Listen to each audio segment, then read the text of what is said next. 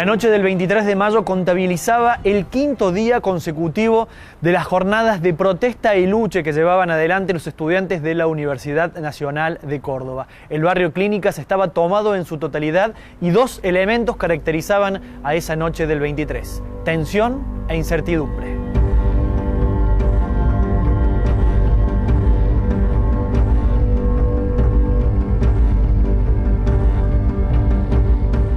Patrulleros, carros de bomberos en las esquinas y perros dispuestos a la caza de guardapolvos buscan encontrar un orden que es esquivo desde hace una semana.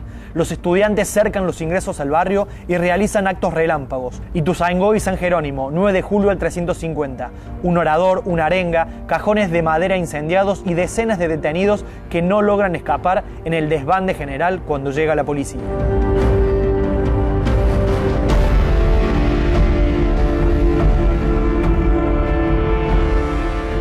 Alberdi está sitiado por la fuerza de choque estudiantil. Las calles Chaco, Santa Rosa, Colón, 9 de julio y de Anfunes hasta Orgaz es territorio liberado, ocupado por los estudiantes. La policía lanza gases y el ataque llega desde los techos. Una nueva técnica nacida en Córdoba reemplaza al foquismo: el techismo.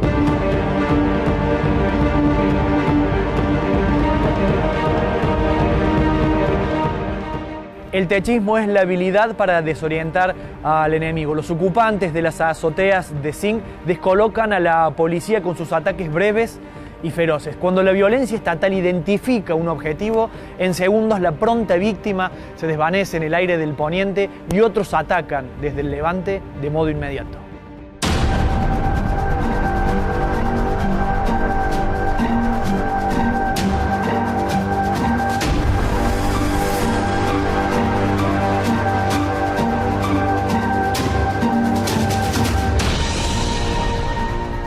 Las policías provincial y federal intentan ocupar los techos del Clínica. Los empleados del hospital buscan impedirlo, pero la fuerza de las armas finalmente gana. De todos modos, cuando logran acceder a los techos, los uniformados advertirán que la altura le pertenece a la juventud y no a las fuerzas de la dictadura.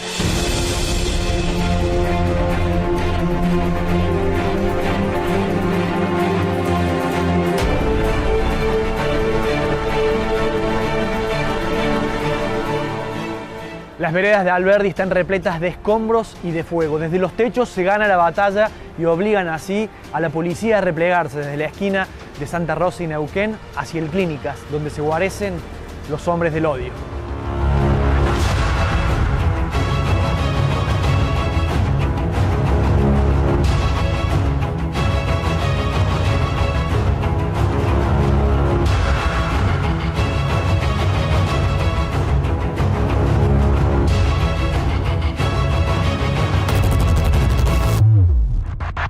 Nores Martínez, el rector de la universidad que ha sido el brazo de Onganía en Córdoba, amenaza: ¿orden y paz o continúa el cierre universitario?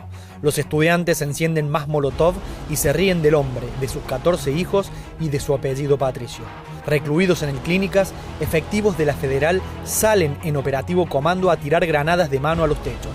No duran más de 5 minutos en el exterior. Deben volver con los ojos rojos y ataques de tos. Desde los techos, los gases lacrimógenos y las molotov bajan más rápido que las bombas que intentan subir. La luz del barrio está cortada desde hace horas. Lo único que ilumina la noche son los balazos y bengalas que atraviesan el cielo en combate de Alberdi.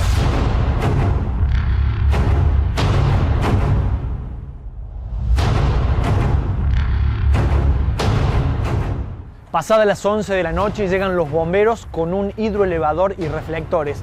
Buscan así ganar la altura que no dominan, pero apenas los ocupantes se asoman en la altura con la nueva máquina, las molotov que vuelan desde los 4 vientos los obligan a suspender la estrategia.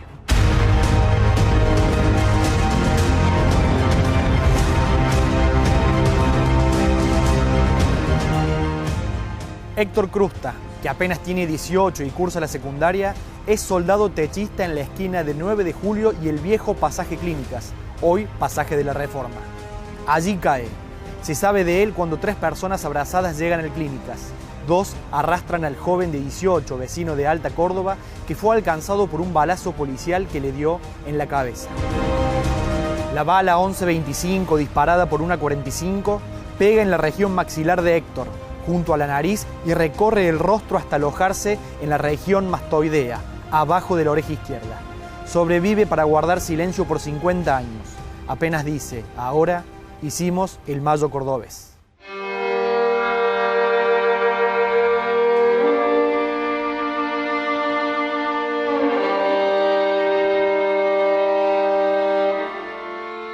Un periodista anónimo a quien nunca conoceremos deja inmortalizado en la siguiente crónica lo que se vivió esa noche en aquella batalla entre la dictadura y la juventud liberada. A las 2:30 de la madrugada, el barrio Clínicas se aparece a nuestros ojos como una enorme bestia herida, silenciosa, pero dispuesta a dar el último zarpazo. El barrio, desde calle Mendoza arriba, seguía a oscuras. El apretado cerco policial permanecía inmutable mientras las azoteas amenazantes transmitían desde lo alto el enlutado mensaje de lo imprevisto y contundente. Nuestro auto serpenteaba fogatas y las gomas chirriaban en el asfalto. Las maderas y los vidrios destrozados también herían el vehículo. La oscuridad, la desolación y una amenaza en cada esquina, a cada metro, nos cortaba el aliento. Aunque afuera en la calle casi no había vida, adentro la población no dormía. Tampoco los sitiados estudiantes de la confabulación y los alertas e implacables policías de la represión. Al barrio Clínicas, dice la crónica, le queda dar su último zarpazo. Apenas faltan 6 días.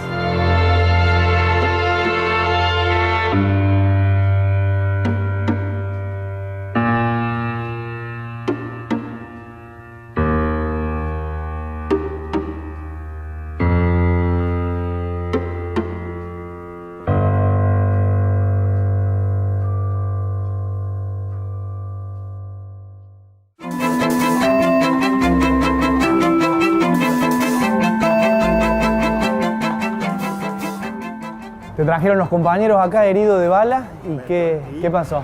Ingresamos a la guardia, que era la piecita esa que está ahí a la entrada, nomás pasando el pasillo, ahí funcionaba la guardia. Y entonces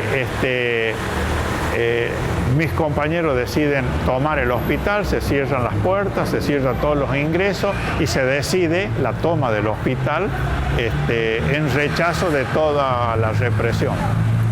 ¿Eso fue bien temprano en la mañana? Eso fue a las 9 de la mañana, esto ya estaba tomado. ¿Cerraron todo? Cerraron todo. ¿Policía afuera? Todo, policía afuera, que empezaba a llegar.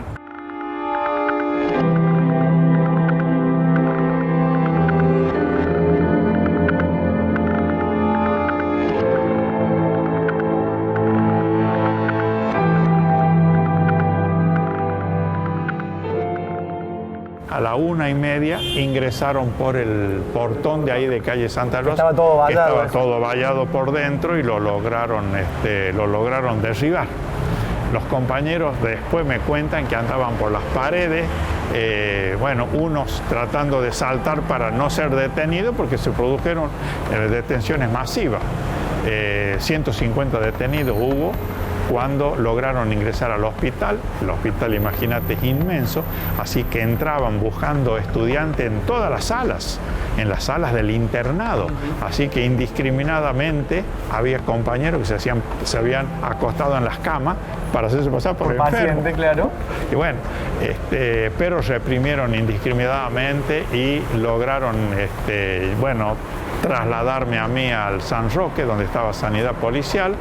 ¿Te trasladaron detenido? Sí, ¿herido de bala y detenido? Detenido. Me tomaron la declaración ahí en la cama. Yo en una sala estaba y me tomaron. Ahí estuve 3 días. La gente, mis compañeros pedían que me liberaron a los 3 días y continuó todo el proceso. ¿Te fuiste a Catamarca a sacarte la bala? Me fui a Catamarca, mi padre me llevó, sacamos la bala, volví. Y toda la protesta, sí, luego de la toma esta que fue importante, se trasladó al centro de la ciudad, a donde hacíamos todas las tardes a las 7 de la tarde, todas las tardes a las 7 de la tarde hacíamos manifestaciones. ¿Todas las tardes? Todas las tardes a las 7 de la tarde, manifestaciones, juntábamos grupos en distintas esquinas, protestando contra la intervención a las universidades.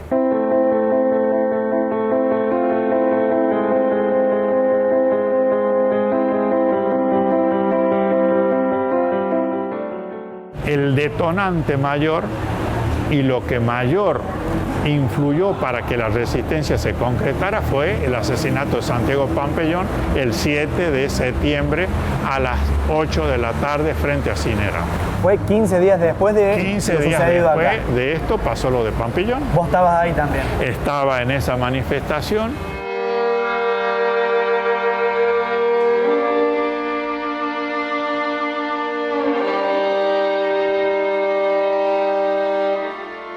Nosotros éramos grupos de 20, 30, 40 que en distintas esquinas hacíamos actos relámpagos para distraer a la policía y que no se efectivice, ¿no es cierto?, lo que ellos pretendían de no concretar el acto para difundir nuestra protesta.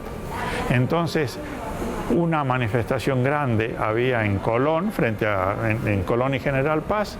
Entonces, cuando viene la policía nos persigue, se produce la dispersión y frente a Cinerama un celular frena, baja uno o dos policías, uno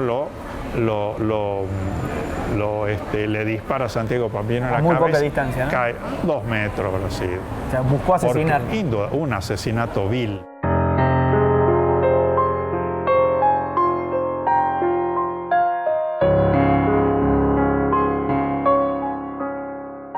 La policía nos desalojó esa noche como a las 11 de la noche porque llegó la caballería. Llegó la caballería, pudo vencer a las barricadas que estaban en las dos esquinas, ingresó y eso fue una batalla campal, porque éramos muchos, desmontábamos los policías de los caballos. ¿Llegaron a bajar policías de los caballos? ¿Vos tiraste a algún policía? No, yo no, pero se veía en el tumulto. Había policías sin jinete, había policías con el sable en la mano. Por supuesto, nos hicieron pelota por la diferencia de fuerza. Nosotros, yo me escondí en un altillo de ahí de frente al hospital de Clínica y salí al otro día a las 7 de la mañana recién. Ese hecho fue el detonante y ahí se declaró la huelga por tiempo indeterminado. Y se produjo la primer toma del barrio Clínicas, que fueron innumerables manzanas esa noche, la noche de Santiago Pampellón. 3 noches. ¿Tres noches se tomó? 3 noches estuvo tomado el barrio Clínicas.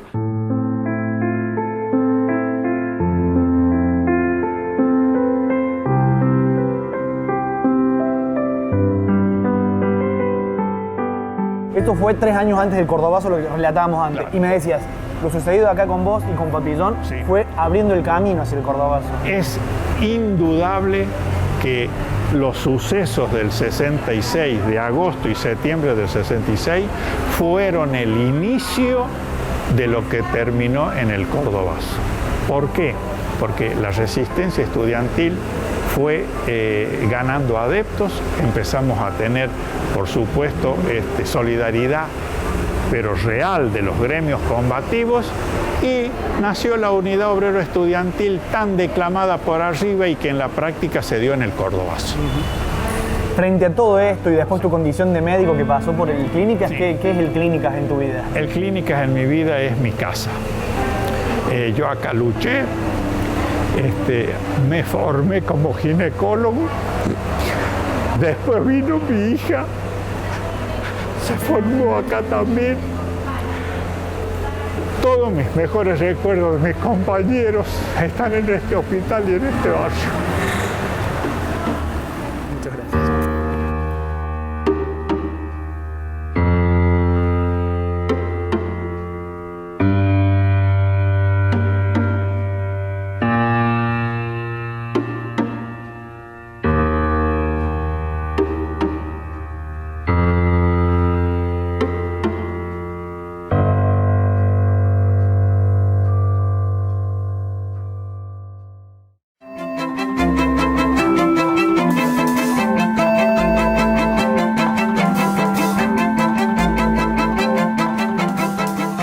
Reforma y Cordobazo, por varias coincidencias, se encuentran en distintos pliegues de la historia. La unidad obrero estudiantil, los gritos contra el sistema y los mismos apellidos. Por esa razón, Reforma y Cordobazo también fueron asuntos de familia.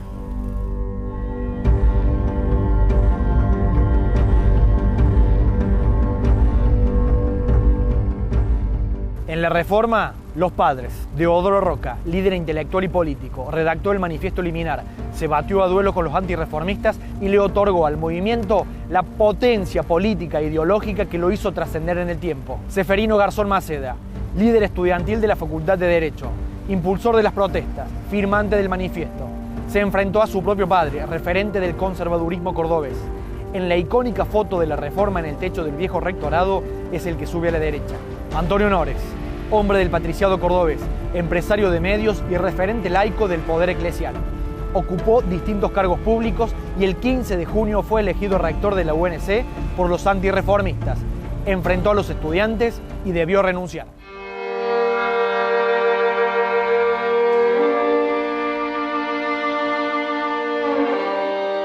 En el Cordobazo, los hijos. Gustavo Roca, hijo de Deodoro.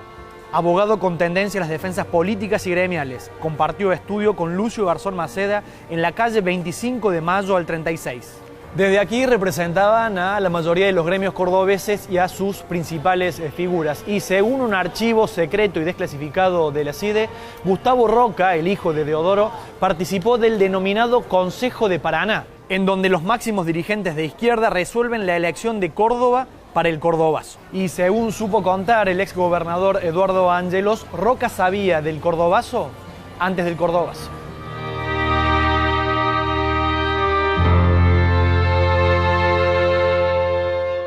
Con Gustavo tomábamos café todos los días en la calle 9 de Julio, a 20 metros, 30 metros, donde él tenía su estudio. Y Gustavo, el Cordobazo es el 29 de Mayo del 69. Entonces, unos días anteriores al Cordobazo, me dice, estábamos tomando café, 4, 5, 6 días, me dice, quédate atento que hay un acontecimiento muy grande, me dijo. Todo lo que, tanto, sí, muy grande, dice él.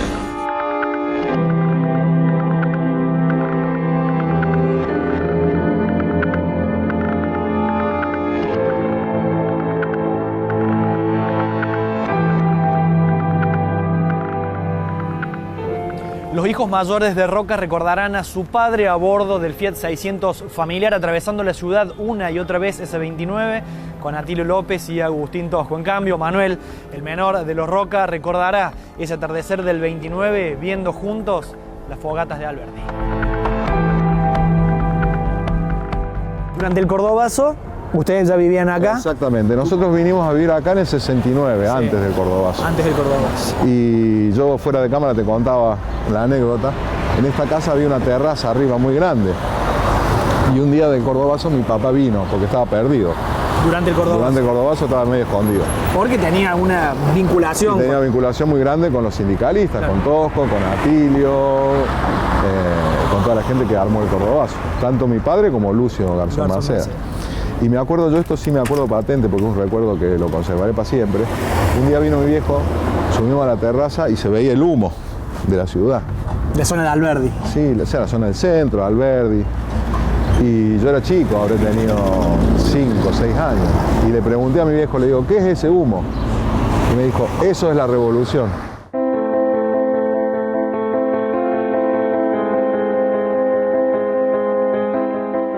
Lucio Garzón Maceda, hijo de Seferino, abogado laboralista. El estudio que compartía con Gustavo Roca, quien conocía de la niñez por la mitad de sus padres, se convirtió en el punto de reunión de la Córdoba transformada en vanguardia combativa.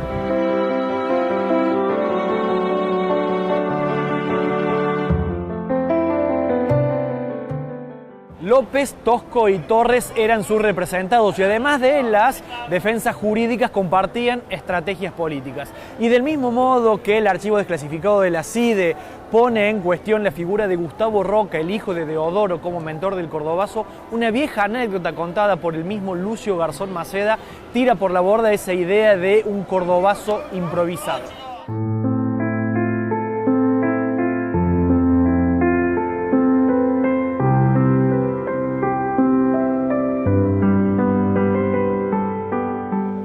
Sergio Villarruel, histórico periodista cordobés que después triunfaría en Buenos Aires, había quedado cesante en su cargo en Canal 10 a raíz del golpe de Onganía y en la búsqueda de trabajo había abierto una parrilla, El Manantial, sobre la avenida Olmos.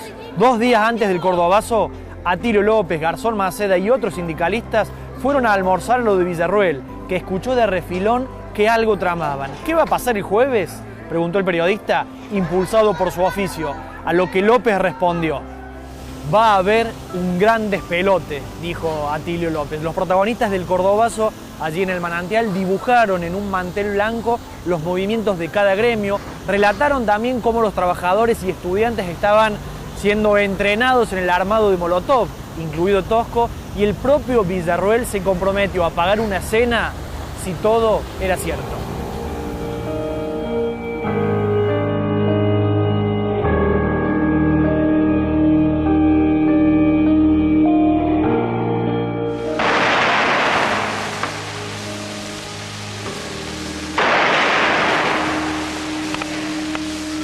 Este episodio se repite con intervalos de muy pocos minutos desde esta mañana, desde que despuntara el alba. Los soldados no permiten que persona alguna se asome por las ventanas de los edificios, pues suponen que desde allí está disparándose contra ellos.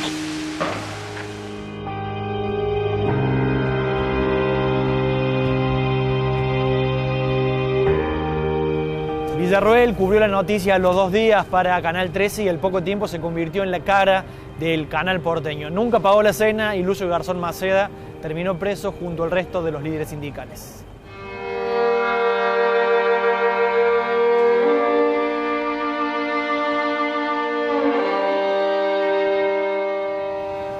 Al igual que su padre, durante 1918, Rogelio Nores Martínez fue rector de la Universidad Nacional de Córdoba en 1969 durante el Cordobazo.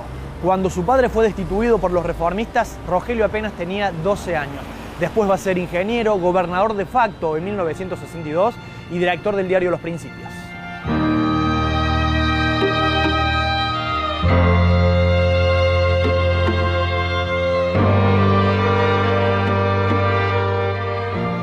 Rector del 67 al 70, en ese mismo periodo el dictador Onganía clausuró universidades, expulsó profesores y generó la mayor fuga de cerebros en la historia del país. El mismo Nores Martínez clausuró en más de una oportunidad la Universidad Nacional de Córdoba por la participación política del estudiantado. Se ufanaba de tener 14 hijos y de que ninguno le tiraba piedras a la policía. Con ese mismo criterio trató a los estudiantes.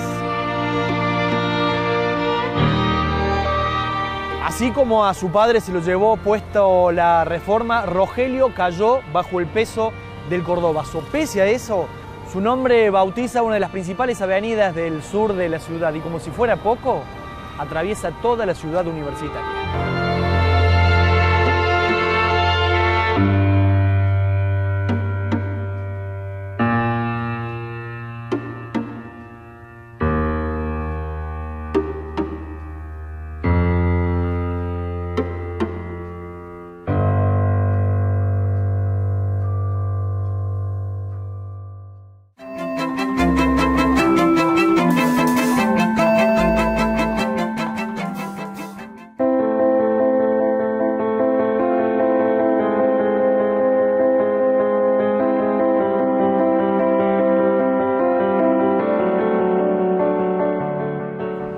Onganía gobernaba después de haber derrocado a Ilía y Córdoba se posicionaba como la vanguardia rebelde del país.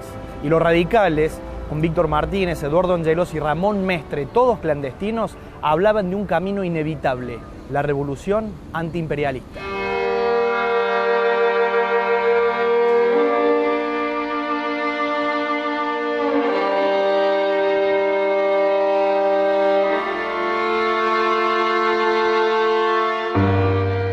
En algún lugar secreto de la provincia de Córdoba, un grupo de hombres comienzan las deliberaciones en voz baja y con sigilo.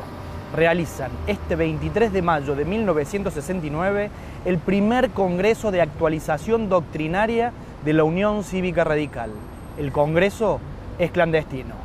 Felipe Cheli es quien preside el concilio. Lo asisten en calidad de secretarios Víctor Martínez y un joven Eduardo César Angelos. El invitado especial es Arturo Illia, depuesto como presidente hace tan solo 3 años. Ricardo Balbín, líder excluyente del espacio, viaja desde Buenos Aires a este lugar secreto, pero antes lo frena la policía. Usted llega hasta acá y ya vamos a averiguar dónde están los otros.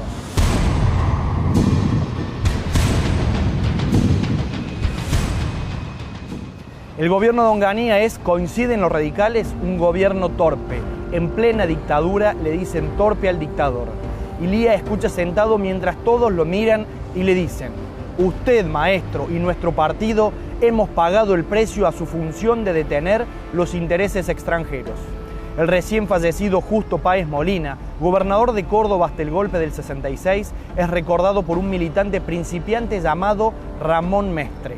Lo escucha atento Miguel Zadarola, nombre que le debe a su tío ya muerto, que en 1918, siendo un joven oficial de policía, se negó a reprimir a los reformistas.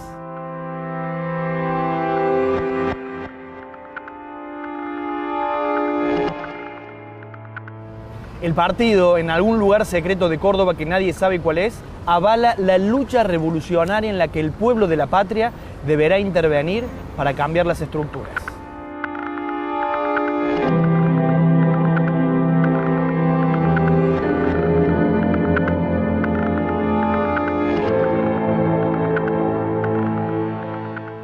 Un país como el nuestro, dicen los correligionarios, puede cambiar su estructura política o por la voluntad del pueblo, libremente expresada, o por una explosión como la de Francia en 1789 o la de Rusia en 1917. Frente a esto, y dado que la instancia electoral ha sido harto clausurada como vía reformista, la UCR entiende que solo le queda al pueblo la salida revolucionaria.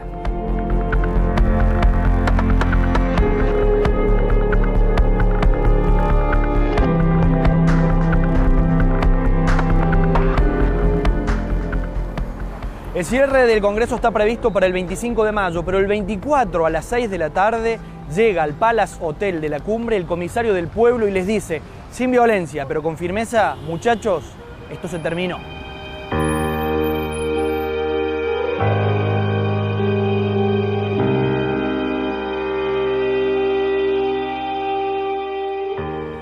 Mientras la policía apura el desalojo del Hotel de la Cumbre, los radicales piden los últimos minutos para leer la declaración final. El orador es joven, pero prometedor. Eduardo César, emocionado, da su discurso de cierre. La Unión Cívica Radical entiende que el país y América están viviendo las horas culminantes de una profunda crisis del viejo y multifacético espíritu colonial. Esta violenta toma del poder a expensas de las democracias cumplimenta los designios que los grandes trusts internacionales tenían acordado para nuestra América. Todo esto nos revela la presencia de una política desesperada y definitiva del capitalismo, y que Indoamérica no podrá madurar sus sueños seculares mientras un solo país hermano permanezca sometido al yugo imperialista. El camino ancho de la evolución, en el respeto armónico y en la paz, ha sido clausurado unilateralmente. En toda la tierra americana se avecina una revolución inevitable.